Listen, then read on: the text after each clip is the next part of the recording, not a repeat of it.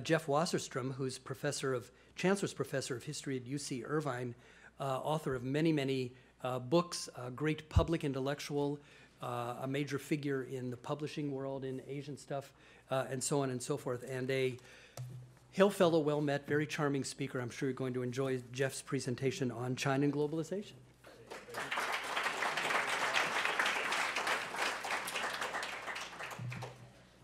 It's a real treat to be here. I love speaking to groups of teachers, one of my favorite groups to speak to.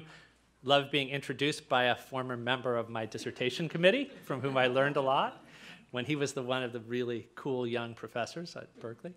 When I was there, like being back in Northern California. I have spent a good part of my life either in Southern California or in Northern California. I was born right near here, actually, in the Stanford Hospital, back when it was the new Stanford Hospital. Now it's a quite old one. And went to Santa Cruz before I went to Berkeley, now teach at Irvine, grew up a brat around UCLA. So I'm really a product of California, though I spent 15 years in Indiana in the middle, and that it made me appreciate coming back here. I do want to talk a little bit about the American presidential election. I won't talk too much about it. I do have a piece just up on the Huffington Post that you've been hearing a lot about Trump and Putin and possible ties and why they might like each other and all that.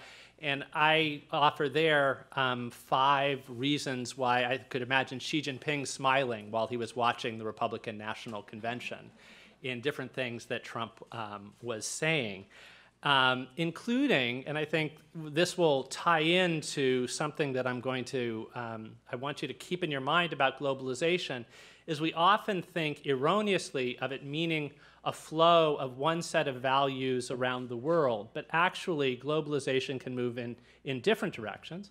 And even though Trump and some others have been talking about pushing back against globalization, they've had a kind of nationalistic rhetoric about putting their nation first.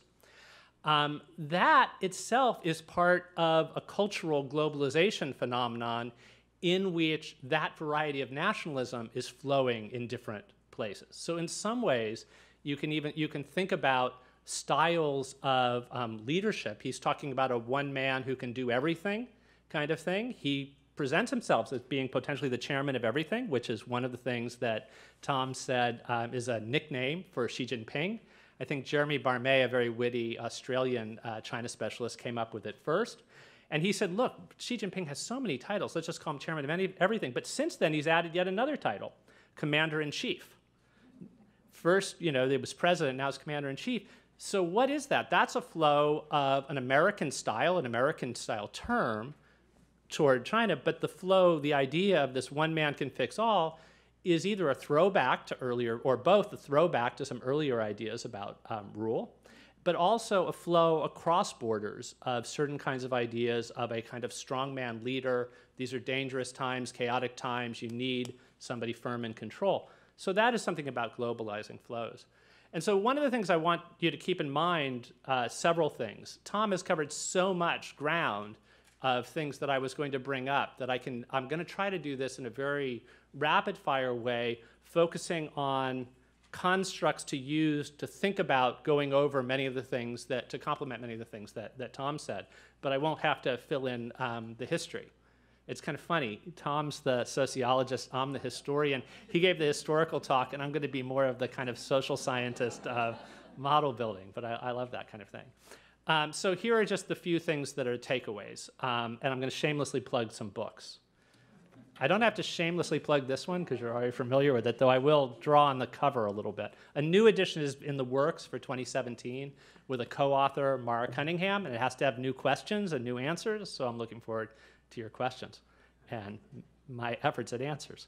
But I do have this I used to call this my shortest book, my cheapest book, and my most recent book. Now this one's even shorter and maybe even cheaper in some settings, though it's overpriced in America. It's cheap other places. But it's coming out in September. And it's a quirky set of 8 little imperfect analogy-based chapters. Each has a comparison in it that I say at the outset isn't perfect. You can shoot holes in it. But I think just thinking about this comparison that you haven't routinely been thinking about, that isn't the normal way that something is phrased often in the press or in public discourse, at least in some places, is a way of getting you out of a box of thinking in certain ways about China. And I think imperfect analogies, it's not a matter of finding just the right fit, but is there something about the fit between two things that aren't often compared that can break you out of a trap you fall into? And in China in the 21st century, I use it as an example of that. Not that these are perfect, not that this is a perfect equivalence, morally or otherwise, but that when it seems baffling how Han Chinese view Tibet in such a radically different way than we do in this country, and how it's so hard to imagine why anybody would think it was strange, if you were Han Chinese, that world leaders are meeting with the Dalai Lama, who we think of as a kind of modern figure, cosmopolitan figure, and revered figure, and in China he's viewed very differently. I use the analogy of Tibet being like mainland China's Hawaii, a thing that a lot of Americans think of going to Hawaii as going to a beautiful place to observe nature, but they think of it and have a good holiday, and maybe they have some admiration for the culture there of people who are more in touch with the earth and certain ways of thinking. But if you said to them, so the descendant of the king of Hawaii should get control of that territory again, you say, no, that would be a throwback to the past, and look at how much in Hawaii wasn't even there until it became part of America. And a lot of mainland Americans sort of forget that Hawaii ever was completely separate. All of that maps on to how a lot of Han Chinese think about Tibet. And I don't say that's perfect. I don't think they're morally, I still admire the Dalai Lama, but I think that gets you out of a box of incomprehensibility. And I think there are other things like that. So here are a couple of related to globalization and China and the US relations to China to keep in your mind. One imperfect analogy that can be very useful is to think about China now as being comparable to the United States in the late 19th and early 20th century, when we were the rapidly rising power that was making the previous setters of the global agenda nervous and wondering if we would completely rock things up, or if we would become part of the global system and perhaps change it some, which is, I think, what happened. That's not perfect. There are differences, but I think there are a lot of parallels. Keep those in the back of your mind, and you'll see when I'm bringing things up. Another parallel to keep in mind that isn't perfect is that a lot of the anxieties about China now are like anxieties that we've had about Japan in the past. And there's been a ebb and flow between a sort of trading places of China and Japan in the American imagination. Sometimes it's thought of as a seesaw effect. We seem to only be able to admire and fear one of them at a time. So at moments when we're excited about China's possibilities, we're anxious about Japan, and vice versa. Keep that in mind. It's not always that way, but there's a little bit of that going on. So those are two things related to globalization and with US-China relations.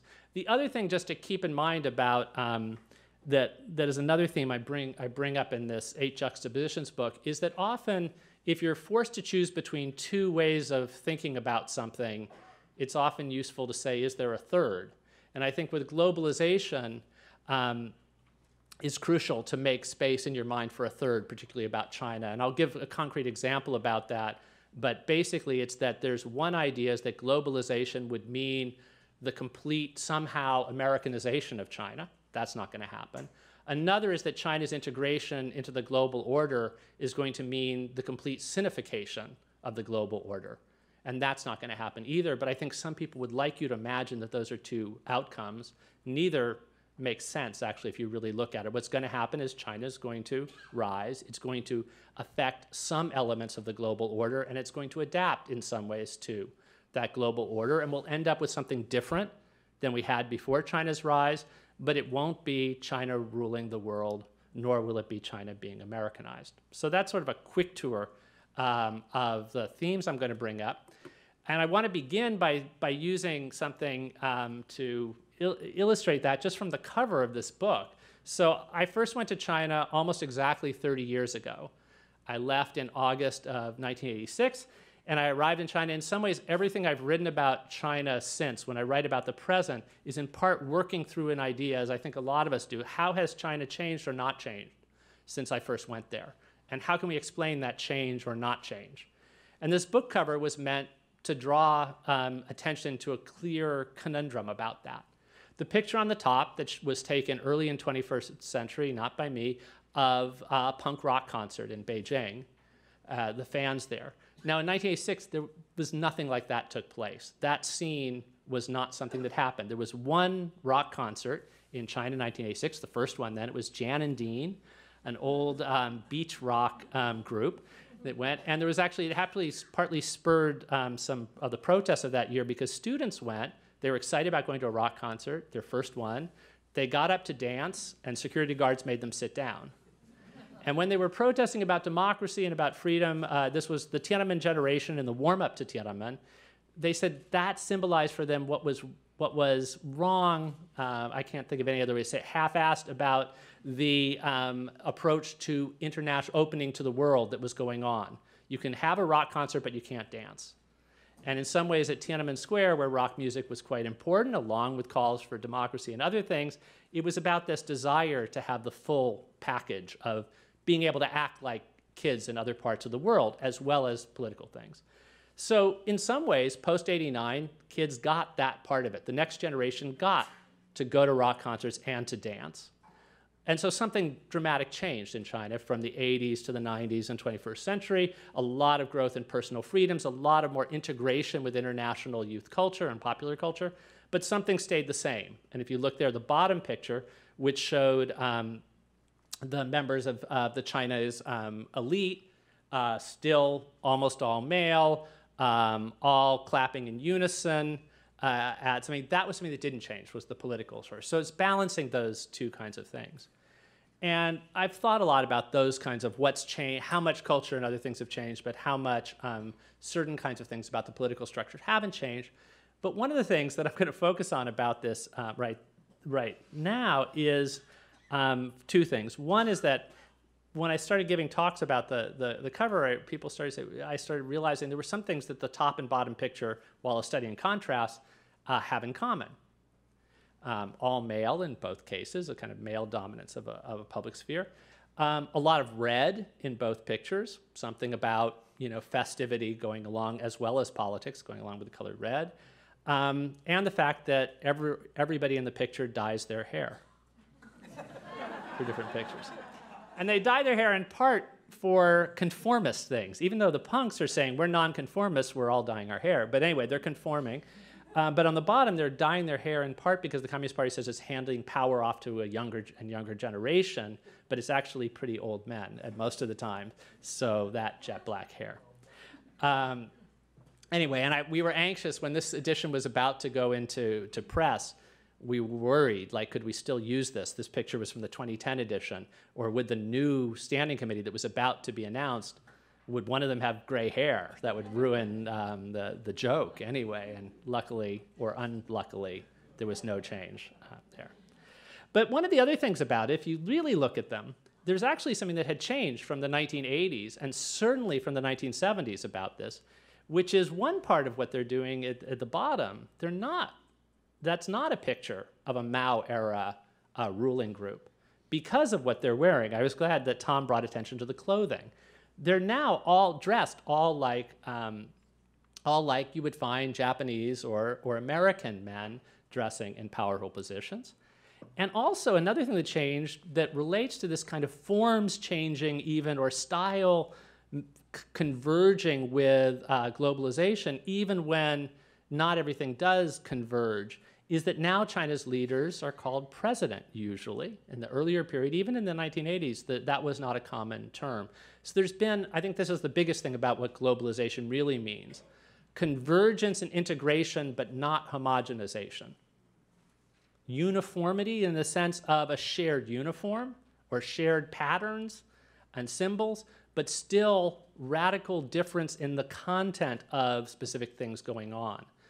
And there's one great example that I don't have. I have some fun visuals that I'll get to in a second, but one that I don't have visuals for is if you went back to the 1800s and how do countries represent themselves to one another? What's the icon for a country? When, if you're saying this stands for my country, people would have all kinds of different kinds of objects or banners or things that would stand for it. In the 19th century, when there was a burst of globalization into this mutual recognizability of things that were called nation states that had to be sort of like one another, every country that became part of that system, by now every country in the world has a piece of cloth of basically the same rectangular shape that is a flag. And yet every flag has to be different or the structure doesn't work. So there has to be integration or uniformity, but there can't be homogenization or the structure doesn't work. So that's the biggest kind of takeaway.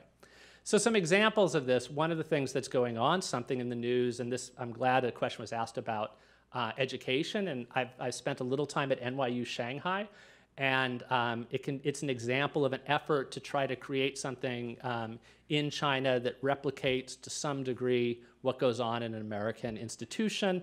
And it has some things that are immediately recognizable as sharing these globally circulating forms, even though it's not quite like an American university.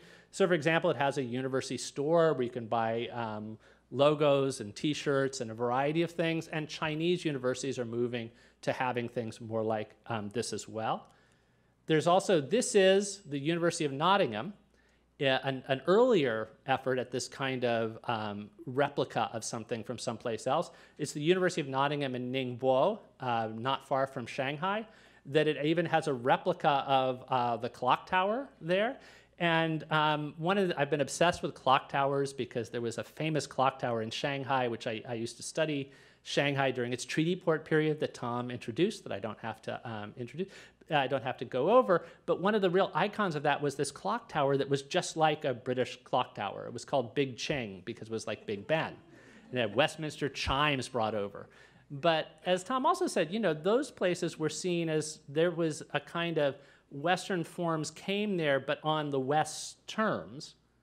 Now, this is something that imports a style of a British clock tower to there, but it's part of a branch of the University of Nottingham that was set up on Chinese terms to have something there. So it's a great illustration, again, of something he talked about, of these different kinds of opening in which China has or hasn't had control over what's going on. This is just an example of how there's often a kind of localization, no matter how globally or even Americanized what seems like Americanization. There's an M&M store there, but it's also an M&M store where, something that tells you you're in China. And Shanghai Disneyland, which I haven't been to yet, it's driving me crazy because I'd love to be there, but it has the discussions of it that I've seen. It has varieties of ways in which it is both a replica of the American thing, and there are some things that tell you you're not in America, like the Monkey King being integrated into the performance of the Lion King there. All right. I only try to pick on people who are more famous and have much higher book sales than me, so Thomas Friedman is good. This is wrong. This is how you should not teach about globalization. This phenomenon we call globalization is actually a very American phenomenon. It wears Mickey Mouse ears, eats Big Macs, tracks its investments with Merrill Lynch using Windows 95. Countries that plug into globalization are really plugging into a high degree of Americanization. And he's pretty much kept that line, even though he updates some of the references. So Windows 95 is out, so he has different things. This is wrong. This is an idea I call Friedman flattening, which is just not what happens. It does not smooth out. And I think it's interesting. Now there's more of a pushback against this. I mean, again, sorry to bring up Trump again, but he says he has to push against globalization in order to assert America being great, whereas this took the presumption that the more globalized the world became, the greater America would become. So we're in a different period. It used to be that the critics of globalization were more often on the left, pushing back against capitalism. Now often the critics of globalization are on the right, pushing for a kind of nationalism. All right, so this is, the Friedman fallacy turned into a visual representation. And it's just all wrong, and I'll talk about some ways that it's wrong, and particularly wrong for China, beginning with a Big Mac. A Big Mac is a Big Mac is a Big Mac is what, and McDonald's means that American things are coming places. There's a great book, Golden Arches East, that talks about what actually happened in the lived experience when McDonald's went to Asia. It arrived in Asia, and all the localized meanings they took on. That a Big Mac meant something very different in Taiwan than it did in Beijing and in different places than that. A Big Mac, eating a Big Mac in China in the 1990s meant showing how cosmopolitan and enlightened you were. You were part of modernity, whereas often eating a Big Mac in America at the same time meant you were not being cosmopolitan. To be cosmopolitan, you'd go out for ethnic food, but this was almost seen as ethnic food in there. It was also seen as a classy place to go on a date, because if you're a college student there, you know, you wanted to show like you would be taking somebody to a French restaurant and maybe on a date in America. So all these ways, a Big Mac isn't a Big Mac. Always. So that's one way, is that globalization means homogenization, Americanization. But another view that's out there is that China will either control the next form of the world, this kind of when China rules the world, if China becomes part of the global order, it will dominate it and enforce everything, or China somehow stands so apart and unique that it will never kind of be integrated. And those are also wrong. This idea of China being so exceptional that it'll either dominate the world or it'll keep its own thing. So while Friedman was talking about integration, people like Huntington were talking about the clash of civilizations, these irreconcilable areas. And then there is also the Kissinger confusion. I like alliteration, as you may see, where he thought the singularity of China, it's such a singular place, and it's totally going to go its own way, no matter what. No matter what it seems to be integrating, it won't really. And that, I think, is also wrong in a variety of ways. And here, sorry, but this is like the only China specialist who's come out in favor of Trump, Peter Navarro, and he's at UC Irvine, and I think he's really wrong. I used to hold up a book that he wrote called The Coming China Wars and say, this is how not to think about China. It's hyperbolic. Look at that title. What title could be worse than The Coming China Wars? Then he came up with Death by China. So, yes. So this is also an idea of China, if it becomes integrated, will take over the world, versus China, if it becomes integrated, will become just like us. I think they're both wrong. I think when the Olympics took place, ironically, both of these things got a burst. The idea of Americanization, China is part of the world, the Olympics will democratize it. South Korea had the Olympics and then it democratized. Maybe that'll happen with China. But then there was also the idea that China, there were fears about China. The sort of China is being integrated, images from the Olympics would show you things like Yao Ming and touting Big Macs. The fear of China ones came, this was an episode of South Park that imagined a Chinese invasion by these militarized side of that opening ceremony. And Eric Cartman, one of the characters in it, is screaming in the night, and his mother comes and knocks on the door and says, "Eric, sweetie, are you having nightmares about the Chinese again?" And I like that again, because there are periods in the past when we've had these kinds of fears.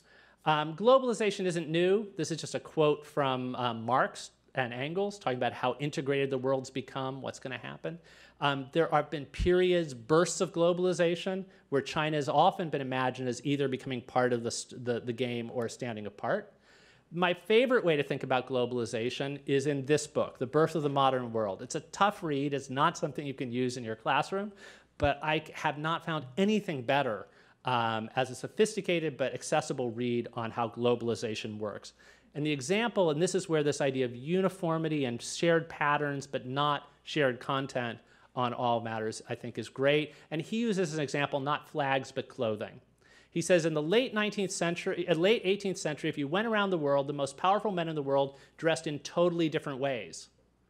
From elaborate dress and costuming in some European monarchs to ritual undress in the South Seas. By the early 20th century, powerful men around the world could look at each other and recognize each other by the clothing they wore. When the first former president, Ulysses S. Grant, met with a very powerful Chinese person, Li Hongzhang, in the mid-19th century, China was not part of that globalization move, and one marker of it was that Ulysses S. Grant was dressing like a lot of the powerful men around the world. Li Hongzhang was seen from a different world. Japan, meanwhile, was becoming part of that globalizing form, and you could see that in part by an image of the Japanese had created a constitution, had a parliament. It wasn't just on dress, but dress went along with these moves toward the global norms. China was still set apart from that during the Boxer Uprising in 1900, which I can't even start talking about because I won't stop talking about it. It's the subject of my next book. China was seen as irreconcilably different, not only dressed different, but not even sort of fully human in that, pushing back. Japan, meanwhile, was part of the invading force that suppressed the Boxers, one of the ones who were helping to slice up the melon. And the Japanese, this is another example of globalization at that point. All of these are armies from different parts of the world wearing uniforms that are different but somehow parallel, flags that are different but are parallel. And China's outside of this. China's outside of it, still ruled by an empress, still dressed differently. I can talk about how women's clothing tells a different story but a related one. After the revolution, not only did China establish a republic as opposed to a monarchy, but it began to have a leader who dressed and dressed more like a Western leader and was called a president. Short-lived, but that possibility was there. Though he also then established a different form of dress, which was the Mao suit. Before it was the Mao suit, was the Sun Zhongshan suit. And then this idea of a convergence idea, and the clothing, China's becoming part of the system, led to this American fantasy of complete Americanization and parallels, and Sun Yat-sen saw some parallels between himself and Lincoln. You have this move toward globalization, which also reflects itself in women's clothing. Here, the most powerful women in China by World War II are dressing in distinctive ways, but something that parallels each other with the furs and with the elegance and their comparable roles as kind of first wives who were partners. Japan, meanwhile, the story is Japan is not becoming part of is sort of pushing against global norms. China is getting more and more into this. So here's a picture of the Bretton Woods negotiations where China is going to be part of the post-World War II order, seems to be integrated into this, seems to be part of the group setting the rules. But then there's the divergence from that, the breaking away from this under Mao, which goes along with clothing things. Meanwhile, Japan, remember Japan up, Japan down, China down, but also one is really integrating, learning our lessons, the other is not learning our lessons. Japan is now under control that seems in sartorially as well as other things marked as converging with our ways, which make us happy.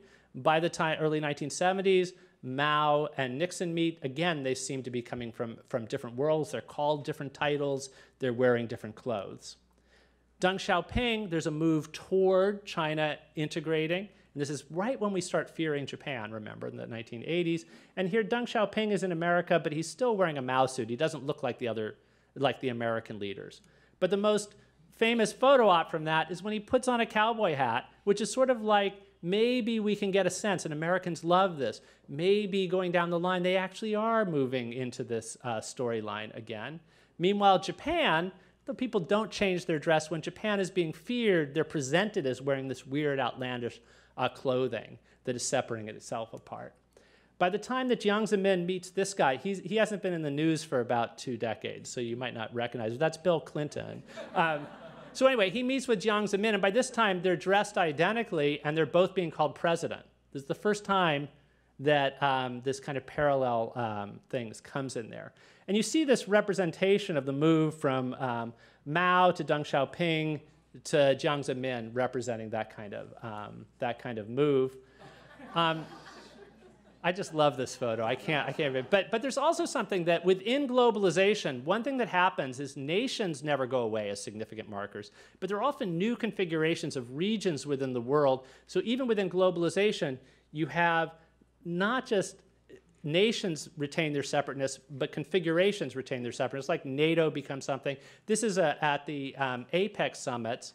There are groups of Pacific nations that all get together and say, we are different nations, but we are part of the same team. So on most days, they wear their standard clothing, but on the last day, they all dress in the clothing of the host country. And this, unfortunately, or fortunately for me, was what what China chose when these were held in Shanghai. It's just a great picture. Xi Jinping and Obama met in Sunnylands, and this, I think, showed the U.S.-China relation was trying to move to a new stage of really being on the same, being able to work together on more things, even though, remember, they're very different. They're called president, but Xi Jinping's power really derives from heading a party. He doesn't stand for election, and all things like that. But here they were shown they not only dressed alike when they were working, but they shared this uniform of people getting down to business and talking to each other. And they showed talking to each other, walking around. They don't speak the same languages, so I'm not sure, and there's no interpreter. Their daughters, interestingly, could speak in either Chinese or English, perhaps, at least, because Obama's children were learning Chinese for a while, and Xi Jinping's daughter went to Harvard. But they're not the ones walking and talking. Another image I can't resist, which is just the Chinese internet had fun with this. You can't directly criticize, but you can have fun. And anybody who thinks China isn't a place with a lot of creativity waiting to be unleashed doesn't spend time on the Chinese internet. And I will just move to the very end. This is Xi Jinping meeting Abe. This is just an idea that now we're in a period where in certain ways, even if old lingering tensions are still there, in some ways there is meeting in a common symbolic terrain. And once again, because they look so unhappy there, the Chinese internet had some fun with that. More APEC things. And here, a plug finally for the last book, which isn't out yet. It's a coffee table book that I edited that ends with a chapter by Ian Johnson that is available at The Guardian as a long read online for free, which is about the presence of the past in contemporary China, that I think is just a perfect read to go along and complement with the things that Tom began with. And that's the picture of 8 juxtapositions, which I plugged earlier, which has a lovely image that Penguin came up with, not me, which is of the penguin icon of the little penguin trapped between the Berlin Wall and Tiananmen Square. And one of the things that I'll just leave you with this provocation, because it's one of the things I say that usually, so Tiananmen and Berlin Wall, 1989 in Eastern Europe and 1989 in China are often paired together, but I think sometimes they're paired together the wrong way. They're paired together as if the fall of the Berlin Wall made it inevitable that China would soon get the end of history, Leninist extinction memo, and the Communist Party would fall. But I think actually the fall of the Berlin Wall, the collapse of the Soviet Union, may have extended the life of the Chinese Communist Party because it told them that something had to change dramatically or their days were numbered. And they chose to offer people more and more choices in every place except political debates and political choices to see if what would happen. What if you gave people lots and lots of choices of what to watch on television to stay distracted, what to buy at the supermarket, and you didn't give them other choices? That had never been tried in the Communist Party run world before, and it was tried, and it seems to have extended the life of the Chinese Communist Party. So thanks for your attention. I look forward to questions. Thank you, Jeff. And now questions? Questions?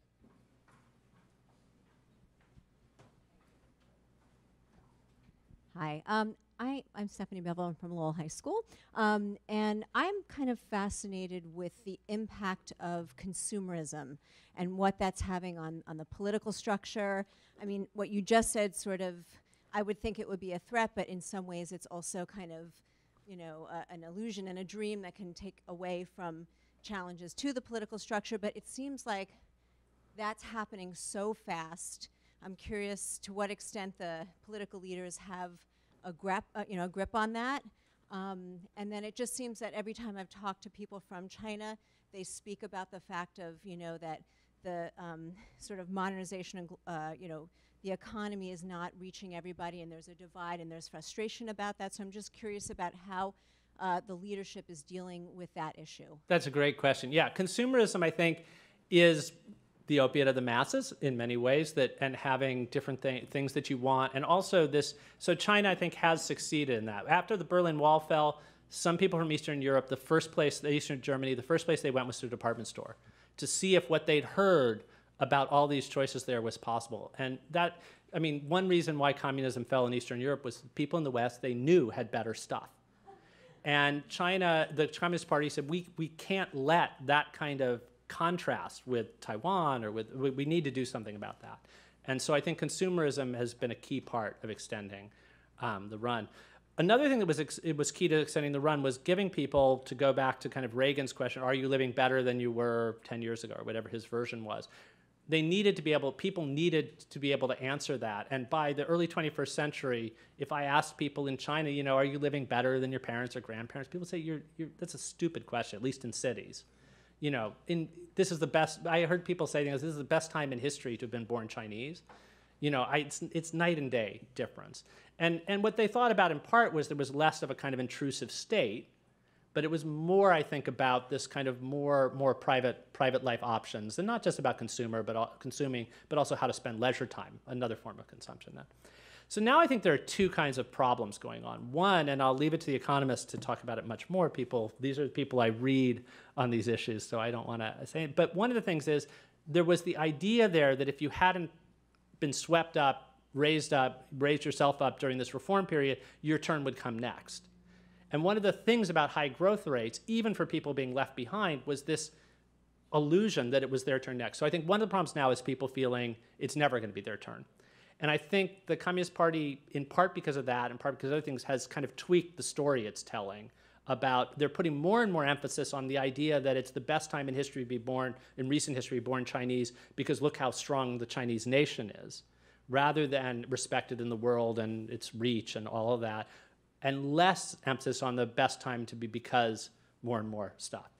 And there also, I think, the appeal to pulling in traditional values that began with Hu Jintao is also another way of tweaking the narrative.